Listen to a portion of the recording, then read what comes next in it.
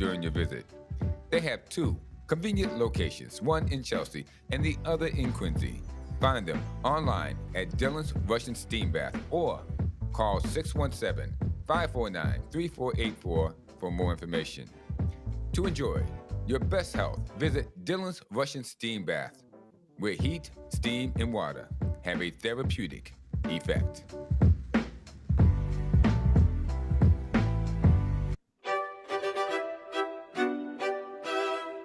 Well, my friends, I want to talk to you about computers. Is your computer screen cracked or have a black screen? Is it slow to charge or does it exhibit abnormal battery drainage? Does your PC run slow or have keyboard issues? Well, then PhilComp Computer Center, located at 1690 Dorchester Avenue, is your remedy for all your computer medical problems. PhilComp Computer Center has been in the computer repair, upgrade, malware removal, and data recovery business for over 20 years. Whether your computer is a Mac or IBM based, give them a call. Their number, 617-265-1910. That is 617-265-1910. To solve all your computer problems, our good friends at the PhilComp Computer Center.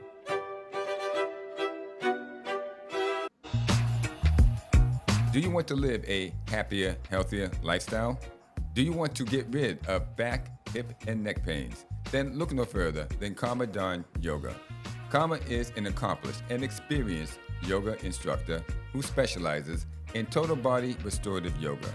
So whether you are young or old, short or tall, in shape or out of shape, Karma is your best choice. Check out her classes and times at karmadonyoga.com. That's karmadonyoga.com. Your body and mind deserve good karma.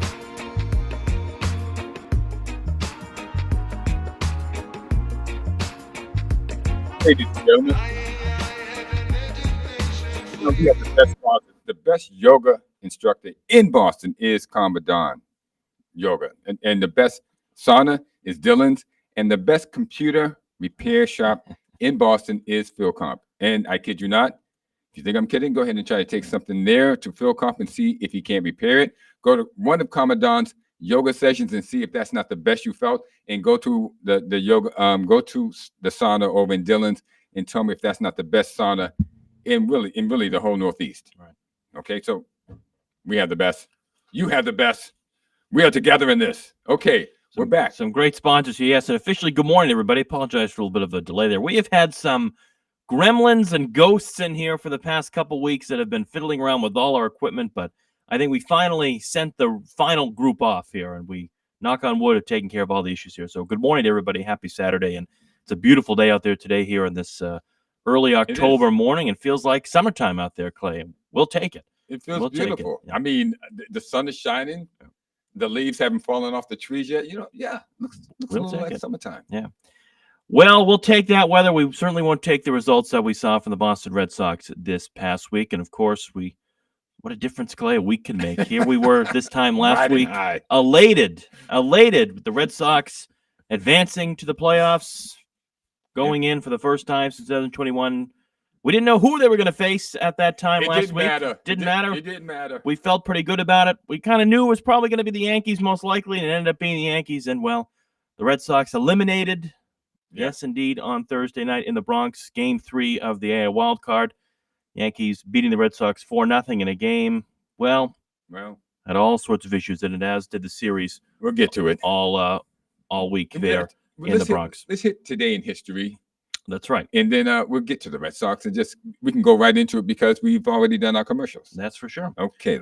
Throwing all sort of things in different rhythms here today. So we're getting into it. We got to do our questions of today in history. Again, the number 844-249-5247. Today in history.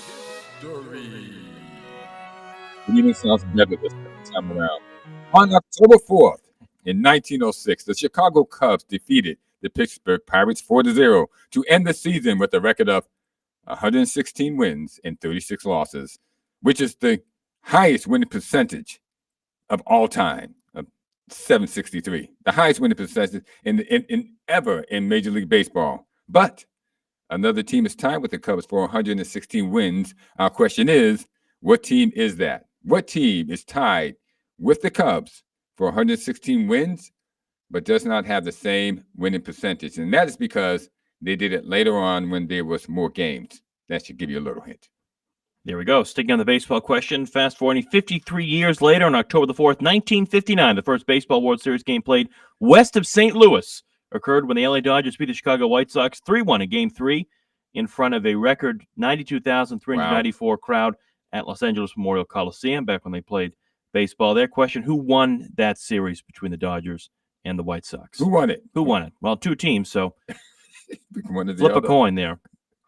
On October 4th, 2018, New England's Tom Brady became only the third NFL quarterback to record 500 career touchdown passes as he connected with Josh Gordon in the Patriots' 38-24 win over the Indianapolis Colts at Foxborough. The question is, who were the other two quarterbacks at that time who had thrown for 500 touchdowns? That was only a couple of years ago, but Josh Gordon, that's a blast from the past right there. Wow, he was so good. Talk about a talent and what he could have been. Yeah. If it weren't for all the off-the-field issues. Off-the-field issues. Yeah. Well, the Patriots gave him another shot. Yeah. Just considering the fact that the Patriots had both Josh Gordon and Antonio Brown at one time. Yeah. How did they run the team with those two? Wasn't a long stint for Antonio, that's for sure. Wasn't a long stint for Josh either. Yeah, that's true. Well, that's the way it goes. Okay, now we can go into the Red Sox. Yeah, so those were our questions today. Of course, we mentioned the Red Sox off-season officially beginning here. Can we hit that Jim Mora clip in there? As the playoffs are over for them, you might be asking, blink and you miss it? Playoffs? Don't talk about it. Playoffs? You kidding me? Playoffs? I just hope we can win a game. Well, the Red Sox won one game. One game. At least. And they almost didn't win that game, too, by the way, if I mind you. Aroldis Chapman had us all in a bit of a concerned mode there. At the end, we let up the first three singles to start the ninth inning, came back and took care of business to win the first game. And behind a stellar pitching performance from Garrett Crochet in game one as well. You know, after the home run led up to Volpe, it was lights out after that. He closed the door on them. He certainly did. That's why he's here, Clay. You know, there was some concern. You know, he's never really pitched. He has actually never pitched in the postseason. You know, some guys who have never pitched in the postseason, they're either off, they're on. He was on. He was really on. He was one of the big additions, and we're going to get to that. Now, Kevin, the Red Sox are out of the playoffs. Okay, less than a week after making the playoffs. Give me 3 reasons why it went wrong. Just 3. Only 3? Just 3. Well, I think there are more than 3, but if I presented to you my top 3 choices as to why I believe the Red Sox are no longer playing for a World Series at this point, I mean, the biggest one to me, everybody says injuries, and that's the most obvious one. Okay, the injuries to Roman Anthony, Marcelo Meyer, you know, Lucas Giolito. You know, you had a lot of your pitching staff that was depleted. And I'm not going to say, you know, I look at 4 guys. Cutter Crawford didn't pitch all year. Tanner Houck, Dobbins and Fitz and Hicks and May. I'm not going to say any of these guys were going to contribute, but they would have provided some depth there to a team that was clearly depleted. I would say if Crawford is not terrible, if Houck could come back and pitch as well as he had in the past couple of years, then maybe. I'm not saying Hicks and May were going to do anything special, but that being said, I want to say this because I want to hear this call coming in from our friend John, who I know has had a myriad of thoughts as well on the Red Sox in the 2 days that have passed. John, what's going on? There might be some backroom noise here. I'm at a card show in Rockland, but I think they better clean house this first off with the manager. Woo! Keep Crochet, keep Early, and get rid of Duran, Romy Gonzalez, and the rest of the crew. So you think they should completely get rid of Alex Cora, as we have talked about many times here on the program? Absolutely. Get rid of him. It's time for the Jason Varitek regime. Oh, yeah. I've been talking about that one for a while. I agree with you, John, on Duran. I think if anybody, the Red Sox are going to have to address the sort of logjam that they have in the outfield. When you've got Roman Anthony coming back, you've got Rafaela, who plays a good center field, with the exception, of course, of that mishap in Game 3. You know, and a break. They're all set. They're all set with pitching. they just got to dump the starting 9, except for Crochet. They need a power. I believe they need a strong number 2 guy behind Garrett Crochet, someone like a Joe Ryan, who I've talked about many times here on the program. Yeah, Joe Ryan would be perfect. I think he'd be perfect for number 2. I think what the Yankees had more so, John, than the Red Sox did was depth, and that was clear with Fried and Rodon, not just in their starting rotation, but also in their lineup as well. And the Red Sox also need a power bat as well. Now the question is, will Bregman opt out? I'm not so sure. I would hope he wouldn't. If I'm him, I do opt out to try to get a better deal, whether it's with the Red Sox or a different team to get some more money. With the season he's had, barring the early injury, I would certainly opt out. There's talk about Pete Alonso. There's talk about Kyle Schwarber. If I'm the Phillies and Dave Dombrowski, I do not let Kyle Schwarber go. Absolutely not. I do not let Kyle Schwarber go. But wouldn't that be great? Wouldn't that be great to see him more? What do you mean don't let him go? Isn't he a free agent? He's free agent, but I'm saying they sign him to a record deal. If I'm Dave Dombrowski down there with just the offensive numbers that he puts up, particularly in the home run side. Wait a minute, he used to be a Red Sox, wasn't he? The Red Sox acquired him the trade deadline in 2021, and he played for a couple of months and let him walk. I really think Bregman's going to go to the Yankees. They rented Ryan McMahon. It was a rental player, and I think he'll be with the Yankees. They'll sign a 4-year deal. Well, let's hope not. I expect if he does opt out, John, I would expect the Yankees to offer him a lot of money. And of course, he's got Scott Boras, and Scott Boras usually goes to the highest bidder. And so whether that's the Yankees or whether that's the Red Sox, we shall see. But let's hope that doesn't happen. I hope so. The only guy to stay is Crochet, maybe early. Keep early at Crochet. There's your 1-2 right there. Well, get a Joe Ryan number 3. Get a Dylan Cease number 4. What about Giolito? And Giolito was hurt. Yeah, but he can be in the mix. Okay, John. A lot of feedback there, John. So we're going to let you go to enjoy the rest of your day, and we'll talk to you soon. Get a mint card for us. Yeah. Thanks, guys. Say hello to everybody down there. Take care. Unbelievable. I mean, that guy gets all over the place. I mean, if he's not up in New Hampshire, he's at a card show here, he's at a horse race there. I mean, I envy him. Or at Fenway. That's what I guess that's what I should just say. I envy him. So the Red Sox can go in a number of different ways this offseason. But first, Clay, before you were asking me what the reasons were. So I said the injuries, of course, were a big one. Mm-hmm. The lack of depth, I think, compared to the Yankees, was a major reason as to why. I mean, you just look at the sort of lineup the Yankees have with the veteran guys that are on the roster right now. Just compared to the lineup of Stanton and Judge and Chisholm and Ben Rice and all these other guys, compared to what the Red Sox tried out with Refsnyder and Eaton and Sogard. I mean, they just don't match up. And these guys played well. I'm not doubting that.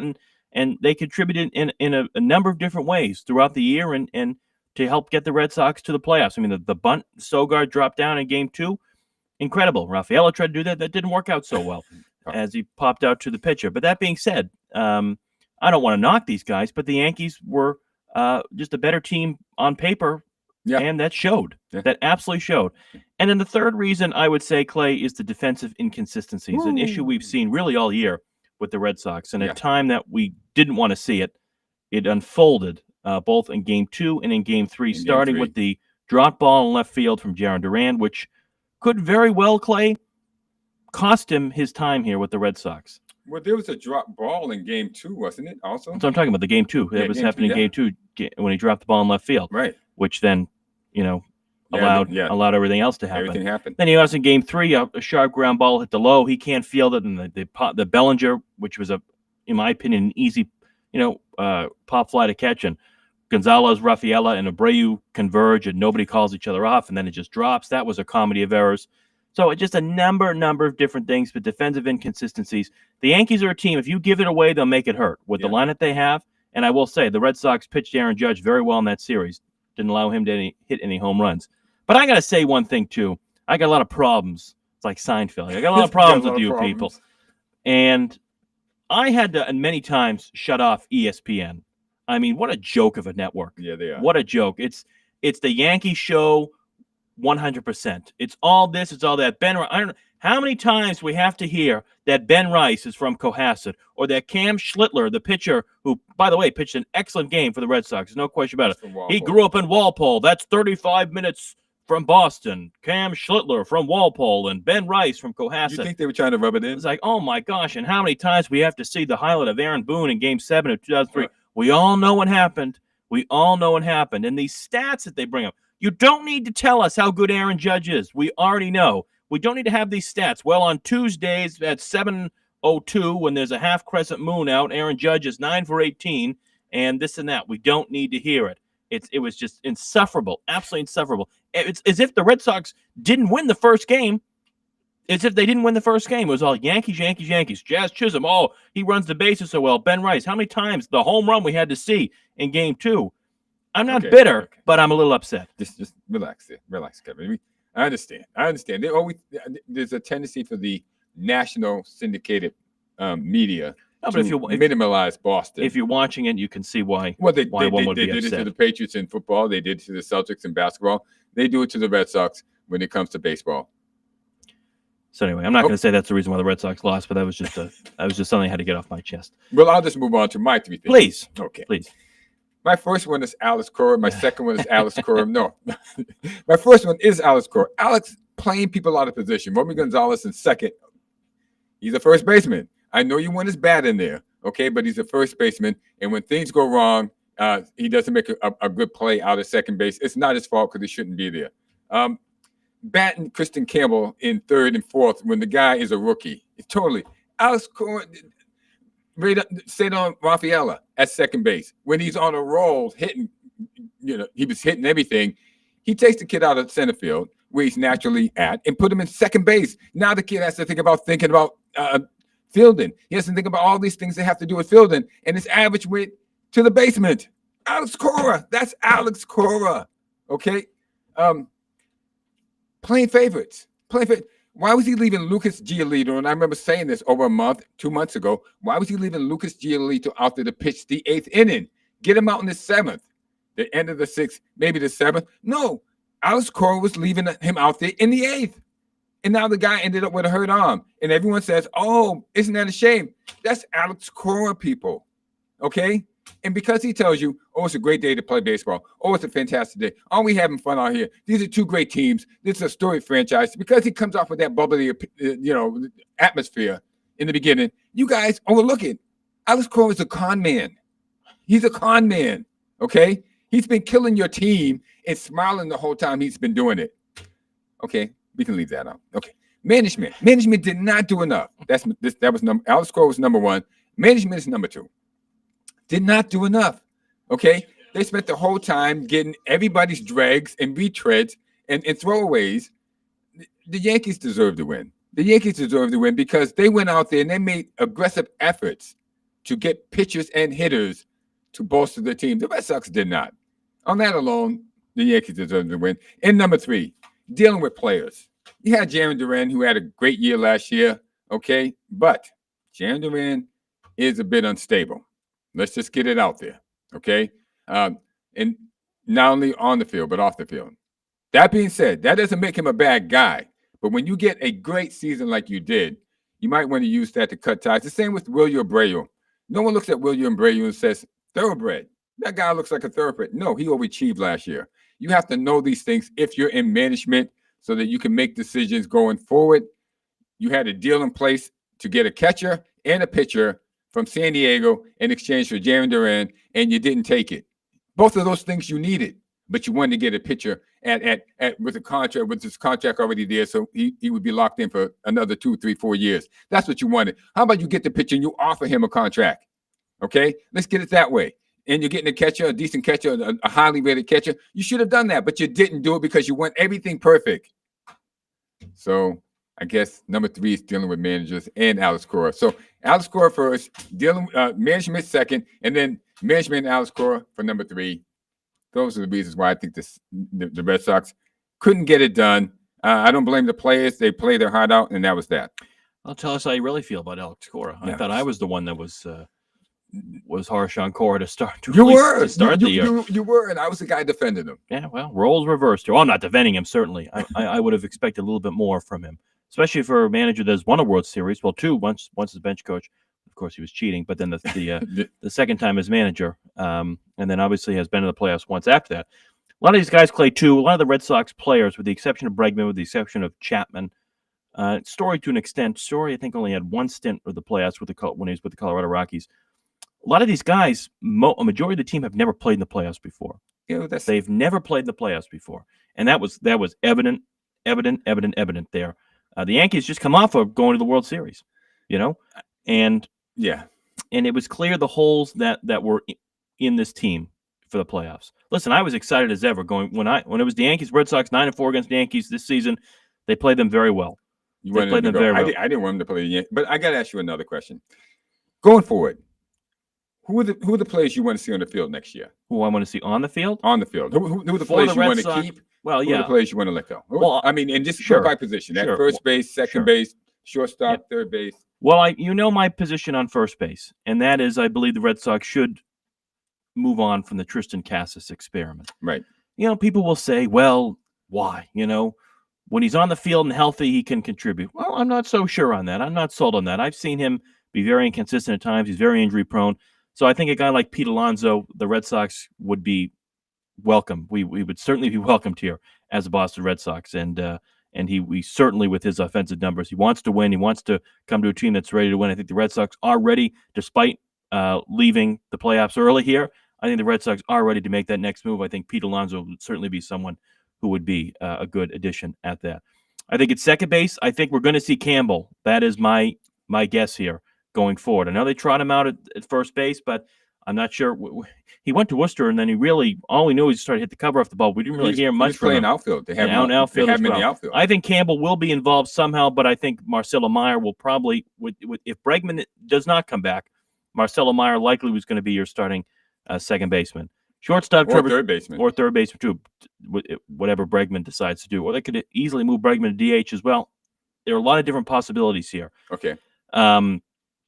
Trevor Story also has an opt-out, but I don't think Trevor Story is going to opt out of his deal. I don't think he's going to get more money from some team at this point of his career. I think he owes the Red Sox at this time to stay. And I'd like to see him stay. If Trevor Story can stay healthy and do what he did this year, 96 RBIs, 25 home runs, 30-plus stolen bases, bring it on. Let's do it again. Let's run it back with him. I don't think if anybody's going to opt out, it's going to be Bregman. I wouldn't expect Trevor Story to opt out of his deal. Okay, but you can have Bregman. So you got Story, you got Bregman at third base. That's an ideal. In the outfield, you've got Roman Anthony in left field, Cedon Rafaela in center field. And in terms of what you want to do in right field, I would probably keep, at this point, Willie Abreu in right field. And I would get rid of Duran. I'd absolutely get rid of Jarren Duran. Now, Yoshida is an interesting character here in all this. Oh, yeah. Now, listen, Masa Yoshida really, when he was healthy, he heated up, and especially in the playoffs in late September here. Mm-hmm. So if he's able to do that, again, the operative word is healthy. If he's able to stay healthy, then why not? I'm willing to give Masa Yoshida a full year here. I know we've already seen it once, but if he can continue to be a little bit more consistent, then that's fine. I think you found something in Narvaez as the catcher. Right. I don't think the Red Sox are going to get moving on for him. So a power bat, Schwarber's not going to happen. The Phillies would be, knowing Dave Dombrowski, the Phillies would be absolutely moronic to move on from Schwarber. So I don't think that's going to happen. Yeah. Okay. That being said, a power bat is needed. I think Alonso's the guy for the Red Sox right now. Okay. Well, and a veteran presence too, mind you. I'm going to tell you my lineup. Okay. And before I do, I'm going to give you the toll-free number again, 844-249-5247, 844-249-5247. Here's what I'm going with. At first base, I want Romy Gonzalez back. I want him back. Second base, I want Marcelo Mayer. Yes, I want Marcelo back at second base. Trevor Story at shortstop. At third base, I want Alex Bregman if he's not going to be there. Then I'm moving Mayer to third, and I want Nick Sogard, who showed that he can play in the big leagues, at second base. So we have Mayer at third, Trevor at second, Sogard at Trevor Story at shortstop, Sogard at second, and Romy Gonzalez at first. In the outfield, I want Cedon Rafaela in the center field, Roman Anthony in left field, and Christian Campbell in right field. He's naturally a outfielder that they tried to convert into a second baseman. It didn't work well. I don't want to see him in the infield ever again if they don't have to do it. Put him in the outfield, let him play his natural position, and don't bat him in the third or cleanup position until he shows that he's ready to handle that position. the next manager, I hope, has enough sense to do that. Narvaez at catcher, and I'm with Pete Alonso. I wouldn't mind keeping Lowe. The guy Lowe really showed out. I know he's past his prime. Okay, Yoshida is a DH definitely, but Jeremy Duran I would have traded at the beginning of this season. At the beginning of it, I would have traded him and William Brady for a good pitcher. And I remember saying that to you for Alcantara, even though Alcantara didn't prove out to be the pitcher that we thought he would be. They would have been gone, and we would have avoided that whole thing. I thought Abreu overachieved. Love the guy, but he overachieved. He won a Gold Glove. If there was any time to get up off him, it would have been then. The same with Duran. He had a great year as far as that. He stole, I don't know how many bases, had how many triples. The best time to get off him was at that time. You were going to get top value for those guys at that time, but not now. You won't. You'll be lucky if you can get a prospect for either one of those guys. That being said, that would be my lineup. I would stick with it. If we lose Bregman, move Mayo over to third. It's time for him to prove himself. Bring Sogard up, put him at second. Gonzalez has proven himself. He deserves a chance at first. Stop this crazy platooning all the darn time. I mean, if you have to, you have to, but stop putting these guys in positions where they're not used to playing. Because when things go wrong, and we're all mad that they're making these errors, there's reason for it, and it has to do with the manager, not so much the player. Well, Clay, I'll give you one other take as well. You mentioned the I word injury. There's another I word I want to say too, and that is the word identity. The Red Sox for several years now have struggled with an identity. Who are they as a team? That's a good question. Who are they as a team? Who are the leaders on the team? Besides the management and stuff like that. Players. I come back to the days of David Ortiz, and I particularly remember, and you, as many do as well, in 2013, when Game 4 of the World Series against the Cardinals, and the Red Sox were down in that game. They were down 2-1 in the series. David Ortiz fired everybody up in the dugout, was saying, let's go here. And in other words, we can't probably repeat on the air, but he was ready to go. And what happened? Johnny Gomes responded, hit a home run. The Red Sox, of course, ended up winning the World Series. Who are the leaders on this team? What is the identity of this Red Sox organization right now? I don't know one. We've seen the past couple of years. Are they going to make the postseason? Are they going to make the next step? It's been 2 steps forward, 1 step back. 1 step forward, 2 steps back. Now this year, obviously, it's a little bit different. You make the playoffs. That's great. That's great. But what are you going to do with that? What are you going to do with that? Are you going to continue to trot out the young guys, which is great? That's great. But when it comes to the playoffs, and when you're facing a team like the Yankees who have depth and veteran guys who know how to win and have been in those situations before, time and time again, I'd rather have that than trotting out some of these young guys who are just not proven when it matters. You're right. You're right. Totally. And so that is the identity question the Red Sox, and in particular, Craig Breslow, is going to have to address in the offseason. If this team is truly ready to make the next step and to compete for a World Series, you need to bring in guys and you need to spend your money. John Henry, put the soccer ball down, get off your yacht, come back to Fenway Park. I know you have no idea where that is, but I'm sure your driver has GPS. It can get you back. I will drive you to there, Fenway John Park. Henry. I will take you there. I'll pick you up at your yacht. Start to spend your money on guys that are willing to come in and contribute to help this team win. You have the talent necessary to compete for years now in the American League East. Roman Anthony, I think, can be a star caliber player. We've seen that so many times in this short stint here with the Red Sox. There are guys that are willing to compete, but they need to be surrounded with guys that have done it. They've been in a situation before. They know how to win. Bregman's great. Let's bring him back. But Bregman's just one guy. If you bring in someone like Alonso, you bring in other guys that know how to win, who have been in the situations before, combine that all together. It's a winning formula. It works if they take it. And that's all I have to say. We will see if they take it. We will see. Let's cut to a commercial because we have to get into our picks quick, fast, and in a hurry. That's true. I do want to say one thing more on baseball very quickly, but we'll get to our before we do the questions. One thing on baseball, just on the other series as well. Just a brief update on everybody. We had the other American League wild card series and the Detroit Tigers. The big question was the Tigers even make the playoffs after the September they had? They did, and they defeated the Cleveland Guardians. Go Detroit. 2-1, and the Guardians winning the AL Central. What a crazy way to end the year, but the Tigers said it doesn't matter. We're here. They head up to Seattle to start game 1 of that series tonight at 8:30. The Dodgers dispatched the Cincinnati Reds with ease and Terry Francona. And people say, well, if the Mets were in, it would have been different. Well, the Mets had a chance. They didn't get there. The Mets. Yeah. Are you kidding me? And so the Dodgers will head to Philadelphia to play the Phillies. Of course, we have the Yankees and the Blue Jays. Go Blue Jays. And the Chicago Cubs beating the San Diego Padres in 3 games in Chicago. They head to the Milwaukee Brewers. Oh, yeah. That's going to be a series. Yeah, so the division series starting up there today. All right, there we go. All righty then. There we go. What are we doing now? We want to say hello to our friends at the Early American Diner right here on the show.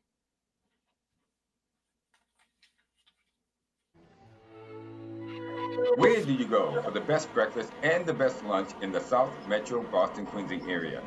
You go to the Early American Diner located at 1054 Hancock Street in Quincy.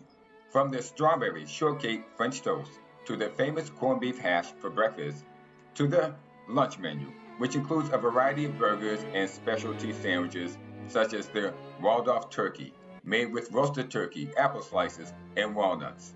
So, whether you want to dine in their cozy restaurant, take out, or have it delivered, the Early American Diner in historic Quincy, Massachusetts, is your go-to eatery to enjoy great food at great prices at your convenience. We got the best music. We certainly do here on the show. And speaking of good music, little music right there as we say hello to our friends at Oyama Investments. You are looking for a smart investment, searching for a place to call home, we want to welcome you to Oyama Investments Limited, where your dreams find a foundation. At Oyama, they're more than just real estate. They're your trusted partner in building your secure future today. Whether you're investing in a property that will grow with you or purchasing your dream home, make the process easy, transparent, and rewarding. Specializing in finding properties that align perfectly with your goals. Imagine yourself owning a piece of the future. Whether it be a luxury apartment, a commercial space, or a family home in the perfect neighborhood. And if you're new to the real estate investment world, well, don't worry. They're every step of the way, helping you make informed choices with confidence. Real estate prices rising. There's never been a better time to invest. Ready to see your dreams come to life. Visit their website, www.oyamainvestments.com. Give them a call, 1-7-221-8881 today, where your vision becomes a reality. That's the good friends at Oyama Investments. Amen. All right. You know, it's a good thing I'm not 20 years younger, because I would actually stand up and dance. But now, in my advanced age, I don't want to do that because my knees are going to hurt. So it's actually a good thing. Well, we've got great sponsors here on the show. That is for sure. Again, the phone number 844-249-5247. As Clay and I assume, Clay, nothing else on baseball. I wouldn't say anything else about baseball. Okay. We need to move on. We need to move on to Allen Iverson. And play I think we have an Allen Iverson thing in there about practice. We're in here talking about practice. I mean, listen, we're talking about practice. Not a game. We talking about practice. Not a game. Not the game that I go out there and die for and play every game like it's my last. Not the game. We're talking about practice, man. I mean, how silly is that, man? We're talking about practice. I mean, that's sort of like what the Patriots had last Sunday.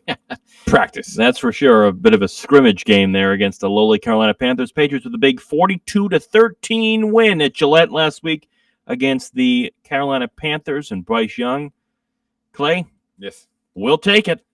Oh, yeah. They're 2-2. They pulled the record even. But give me 3 reasons. Oh, gosh.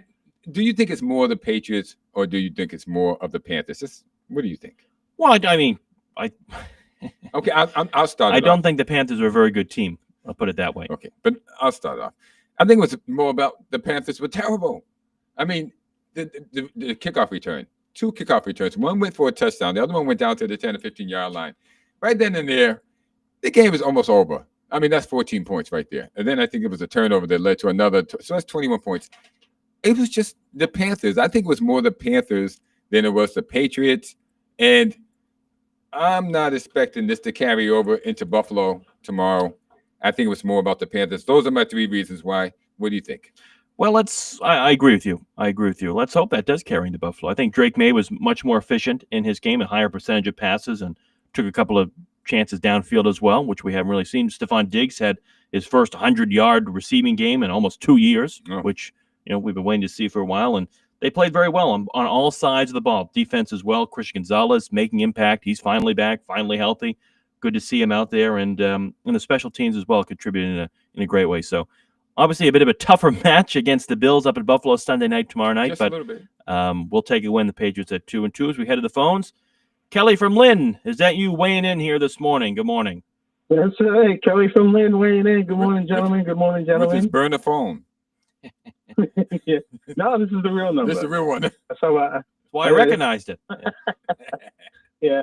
Well, let me just say congratulations to the Red Sox. Good season. I mean, you guys kept me abreast and to see how the Red Sox are doing. And I look at how they started. Rough start, and then I think they finished satisfactory for me, though. That first win. Right.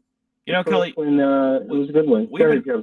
Clay and I and so many people have been following the Red Sox for so many years. I can't remember a season where there have been so many ups and downs, twists and turns. Yeah.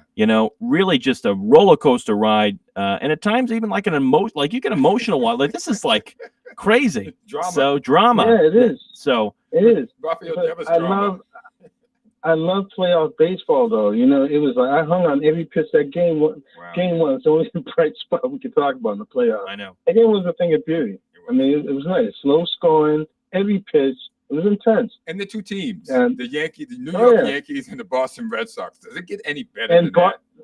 Bottom of the ninth, it was beautiful. You see those fans dance, the New York fans dance around like, with the bases loaded, nobody out. Yeah. And that pitcher came in and just mowed them down, and we went home with the W. They thought they had it, but, leave it to a roll to start off the problem and then finish it off as well. Yep.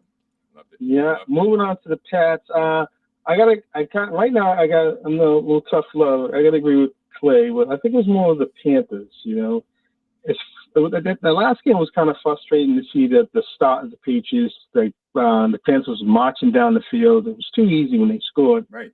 And it was like, oh my gosh. And then the Patriots kind of like got it together, or the Panthers just went to sleep after that.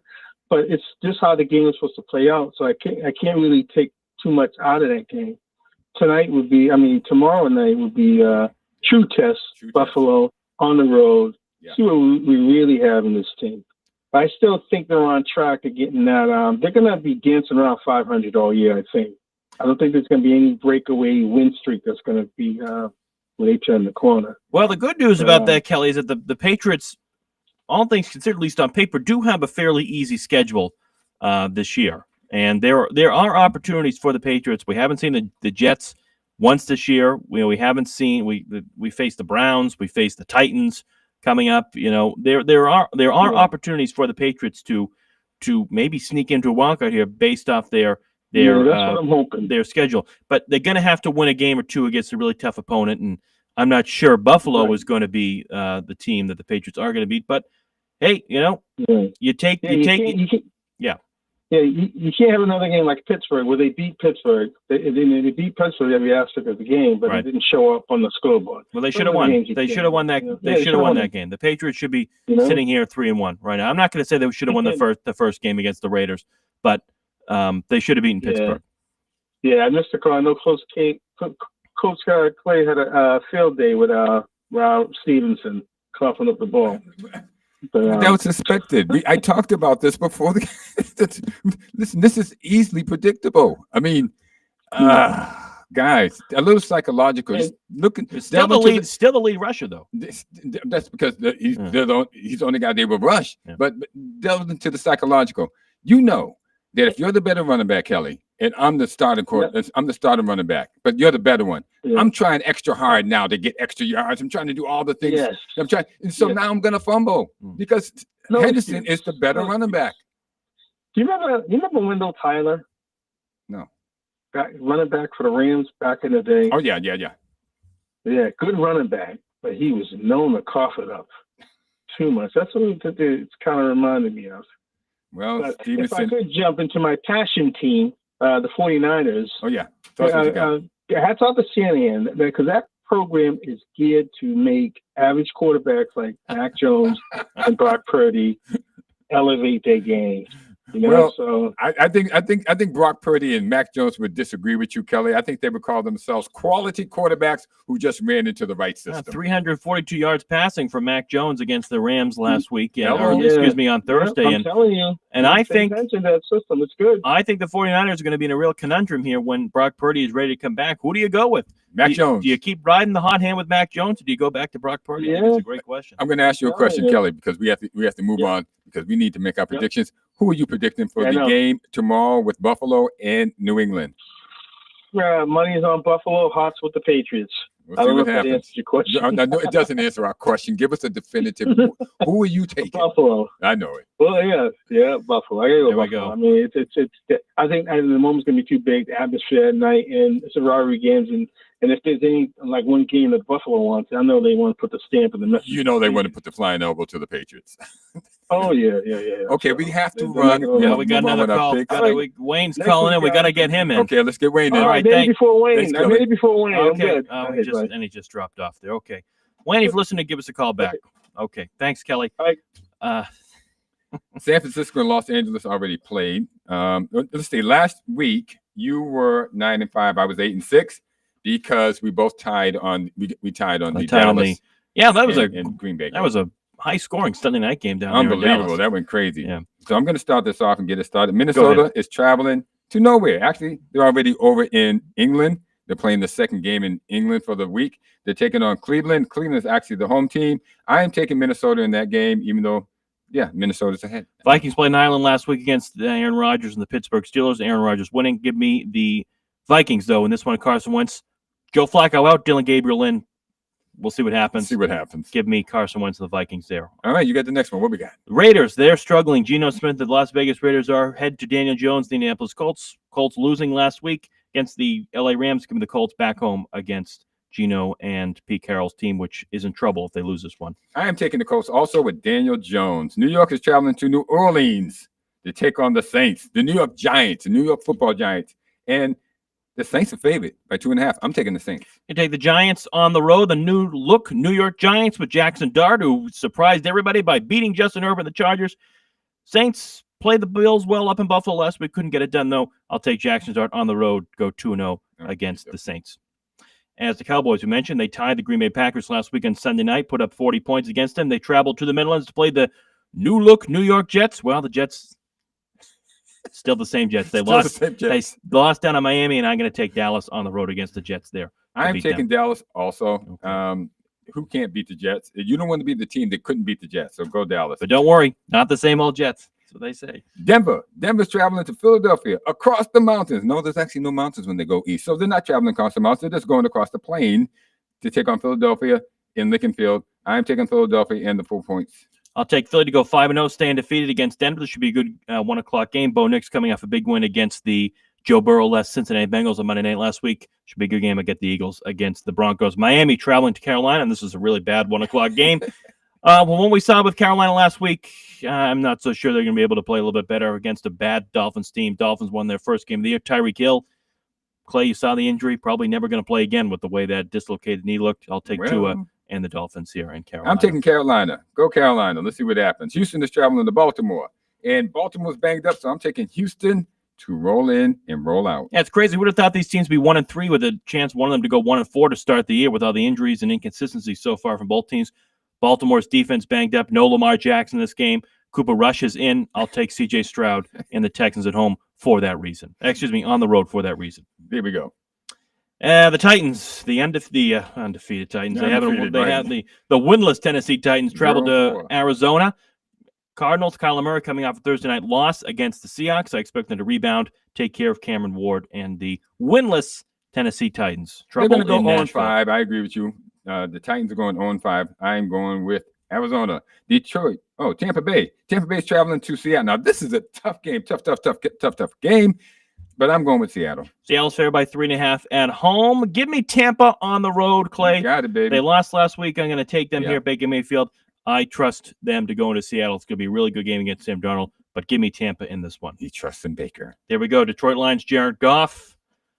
Favored by 9.5 against Jake Browning and the Cincinnati Bengals. If this was Joe Burrow, this would be a primetime game. It's not, though. 4:30 in Cincinnati. I expect the Lions with ease to take care of the Bengals, who dispatched the Browns last week, 34-10, and they'll continue their terror over the state of Ohio with a big win in Cincinnati.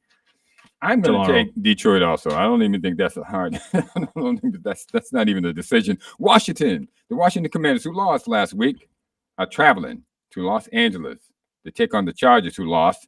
I'm going with Los Angeles. Yeah, the Commanders losing to the Falcons in Atlanta last week, 34-27. Jaden Daniels was back. Good news for the Commanders. No Terry McLaurin, though. Against the Chargers, who lost in the Meadowlands against Jackson Hart and the Giants. I'll take Justin Herbert back at home to get a nice rebound win here against a tough team with Jaden Daniels back. This will be a great game. It's going to be a great game. But I expect the Chargers at home to take this. And the 8:30 Sunday night game up in Orchard Park. The Bills have the Patriots. Clay, I think if the Patriots were able to beat the Bills here, I think, maybe we can start to turn the corner and say, okay, hold the horses here. Maybe we got something here. Am I willing to say that in this game? No. I will say, though, I did say that the Bills last week would obliterate the New Orleans Saints, and they did not do that. The Saints actually played them pretty well. Tough team. But I expect the Bills to beat the Patriots. It's not going to be a blowout, but I still have them. I know Clay thinks maybe differently in the AFC East. Well, you said, the Patriots going to win the AFC East, but we won't. They could. They're not going to beat Buffalo tomorrow. I'm going with you. I'm with you on this one. Buffalo takes this one in Buffalo, and that's going to be that. Kansas City's traveling to Jacksonville. Take on Trevor Lawrence. I'm taking Kansas City, baby. I'll take KC. They've starting the year 0-2, 2-2, 2 wins in a row. Monday Night Football in Jacksonville against Trevor Lawrence, and the 3-1 Jacksonville Jaguars. Clay, the Jaguars playing a little bit better, but I expect the Chiefs to go there and win. This should be a good Monday night. This should be a good Monday. Nice veteran team like the Chiefs walking into a stadium against a 3-1 team and just snatching their soul. I think that's going to happen. This should be a good Monday night game. And we still have 3.5 minutes. That was a quick moving here. Because we know what we're doing. And let me ask you a question about the Cleveland Browns here. Oh, gosh. Do you think that Shedeur Sanders should have been given an opportunity to at least be the backup? He's not being moved from the depth chart. He's staying at his number 3 emergency backup. There's a reason why he's not being. But listen, as much as I don't think Shedeur Sanders should have been drafted by any team because of all of the circus that surrounds him. It's going to be a circus no matter where he goes. And I don't know if any team that wants that. That being said, the Cleveland Browns is one of the worst organizations for a quarterback to go to, whether you should be there or not. Yeah, whether you're Joe Flacco, whether you're Baker Mayfield, whether you're Deshaun Watson, whether you're Shedeur Sanders. It's just a terrible place for you to be. And I don't know what to say. I really don't. I don't know what to say in this situation where you just have two bad situations coming together and converging together. Shedeur Sanders and the circus that follows him, and the Cleveland Browns. I don't know. Listen, I would just stay away from both of them. If I was a quarterback, I wouldn't go to Cleveland. And if I was a team, I wouldn't even touch Shedeur Sanders. Well, Dylan Gabriel will be the first rookie to start an international game to start his career. So unbelievable. We shall see what happens out there. They got him going against one of the toughest defense in the league. I'm sure Brian Flores will have all sorts of surprises here of the 9:30 game in London tomorrow morning against the Vikings. Hey, Clay, we got BC noon in Pittsburgh today. BC losing. I want Wayne to call, and they lost to Cal in a game they should have won last week. Bill O'Brien's team now at 1-3. And also happening this week, can you believe they're back? The Bruins. Yes, indeed, the Boston Bruins. Opening night, Wednesday night down in Washington. The Marco Sturm era is here. We're going to be talking about the Bruins. Now that we don't have the Red Sox to talk about, we got the Patriots now. We got to throw in another topic here. Let's bring the Bruins in. The Bruins are back. And can we think of something that's like happy, though? Can we get something happy, something positive? I've watched a couple of their preseason games, and from the reports are that this team looks a little bit different, a little bit more structured than we've seen in years past. So we'll take that, and we'll see how it goes. But the Bruins open up in Washington Wednesday night, home opener the following night, Thursday, against the Chicago Blackhawks. We might have to bring in some cricket. The FreeJacks are coming up. Rugby's coming in, right? Yeah, everybody. We got that. We got the Celtics a couple weeks after that. Right. And there's plenty to talk about. We don't have to talk about doom and gloom. We're going to talk about blue skies. Yeah, some optimism. Sunshine. Yeah. Some optimism here on the show, but we'll continue to follow the rest of the Division Series 2 in the MLB as some really good series coming up here with a lot of these different teams. And Brewers against the Cubs. Yeah, Brewers, Cubs, Dodgers, Phillies, some great series. I expect the Seattle series in Detroit. And the Yankees, who are the Yankees? The Yankees are up in Toronto.